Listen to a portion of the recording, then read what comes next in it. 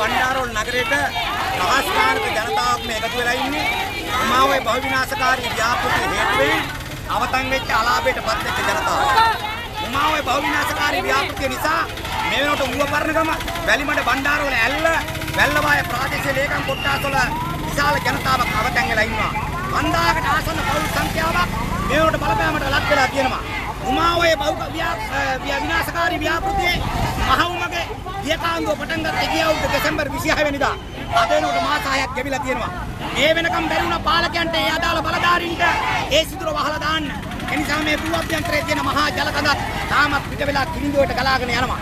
ඒ හේතුව නිසා අද මේ බණ්ඩාරෝල් ප්‍රදේශයේ වසම් ගණනාවක ජනතාවගේ ගෙවල් කුපුරලා ඉරිතල්ලා නිවාසවල ඉන්න බැරි තත්ත්වයට පත් වෙලා තියෙනවා. නායාම් වලට ගොදුරු වෙලා තියෙනවා. ඉතින් 450කට අධික ප්‍රමාණයක වතුර බිඳක් වත් නැති වෙන පමණට ඉතිලා ගිහිල්ලා තියෙනවා.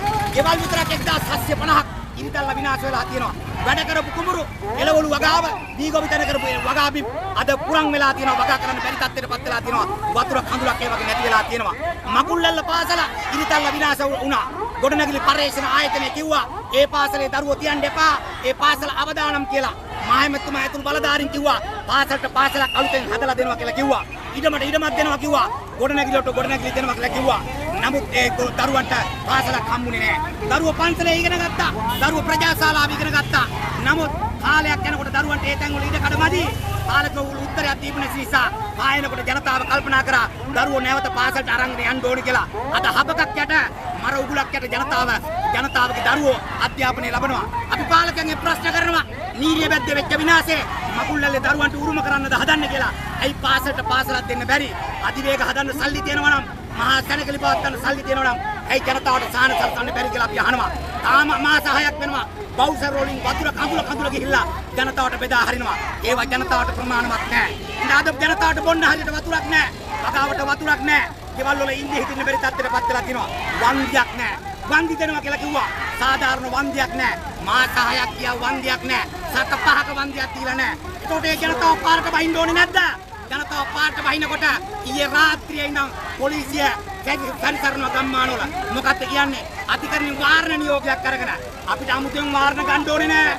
අපිට අමුතුවෙන් දඬුවම් දෙන්න ඕනේ නැහැ. දඬුවම් දීලා තියෙන්නේ උමාවේ බහු විනාශකාරී ව්‍යාපෘති දඬුවම් දීලා තියෙන්නේ. බොන්න වතුර අහිමි කරලා නම් ඉන්නගේ පුරලා ඉරිතල්ලා ගිහිල්ලා තියෙනවා නම් ඉගෙනගත්ත පාසල පුපුරලා විනාශ වෙලා ගිහිල්ලා තියෙනවා නම් ඒිට වැඩි දඬුවම් මොනවද කියලා අපි ප්‍රශ්න කරනවා. අපිට දඬුවම් දීලා තියෙන්නේ මේ ඔක්කොම හිරේ දාන්න. අපි සූදානම් හිරේකට යන්න.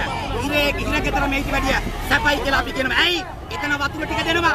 එතන කන්න ටික තියෙනවා. හිරේකතර පුපුරලා අවදානම් තත්ත්වේ නෑ. අපි මේ දාලා තියෙන අන්තාසරණ අපායකට දාලා තියෙන්නේ අපේ ජනතාව. අපි පාලකයන්ට කියනවා වාරණ මේවට ඕනේ නෑ. පාර්ලිමේන්තුවේ රාත්‍රියේ බුදිය ගන්නකොට മന്ത്രിවරු උන්ට වාරණයක් නැහැ. අහිංසක ජනතාවට වතුර ටිකක් ඉල්ලලා පාරට බහිනකොට වන්දියක් තියලා කියලා පාරට බහිනකොට ගේ ඉදිතල්ලා එක විනාශ වෙලා ඒකට පිළියමක් වන්දියක් තියලා කියලා පාරට බහිනකොට අයිතින් ඉල්ලනකොට වාරණ ගේනවා. මේකද යහපාලනය කියලා අපි ප්‍රශ්න කරනවා. එහෙනම් අපි කියන පාලකයන්ට කල් මරන්න එපා. තවත් පමා කරන්න එපා.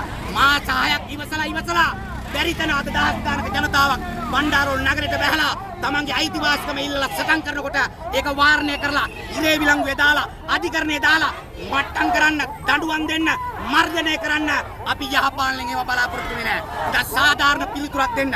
මේ ජනතාවට වන්දි ඕනේ. මේ ජනතාවට ජල ව්‍යාපෘති ඕනේ. මේ විනාශය නවත්තන්න ඕනේ. වාරණය දාන්න අවශ්‍ය නැහැ. අපේ මේ උද්ඝෝෂණ අපි නවත්තන්න ඇඟේ වුමනාවට හිතේ කැමැත්තට උද්ඝෝෂණයට මෙතන කවුරුත් ඇවිල්ලා නැහැ. Tamanට වෙච්ච අසාධාරණයක් ඉඳ උද්ඝෝෂණයට ආවේ.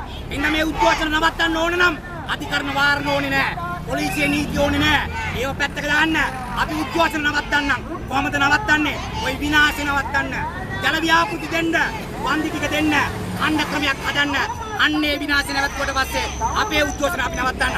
එහෙම නවත්තන්නේ නැතුව ඔබතුමාලා මේ පාලකයෝ වගේ කියොත් ඒ පිළියම් යොදන්නේ නැතුව ජනතාවට සාධාරණයක් ඉෂ්ට කරන්නේ නැතුව මර්ධනෙන්න උත්තර දෙන්නේ එන්නේ අපිට මේිට වඩා හිරගෙවල් වල යන්න අපි පෙරමුණ ගන්නවා. අපි නායකත්වය ගන්නවා. ජනතාවගේ අයිතිවාසිකම් දෙනකම් මේ සටන නවත්තන්නේ නෑ කියන පණිවිඩය අපි පාලකයන්ට දෙන්න කැමතියි.